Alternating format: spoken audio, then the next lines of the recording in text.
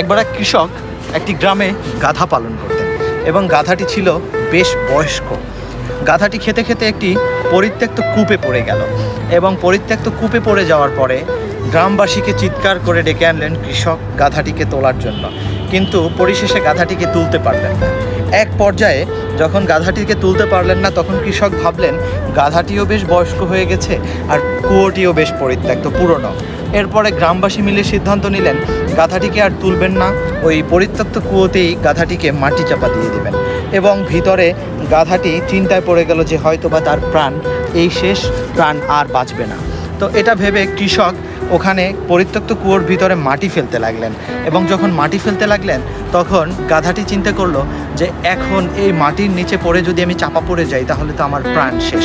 তখন গ্রামবাসীরা মিলে অল্প অল্প করে মাটি কুয়োর ভিতরে পরিত্যক্ত কূপে যখন ফেলছে তখন গাধাটি উঠে দাঁড়ালো।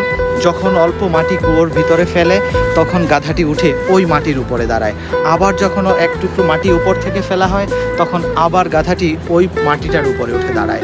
এরপরে যখন মাটি ফেলতে ফেলতে কুয়োটা ভরে যায় তখন গাধাটি উপরে উঠে আসে।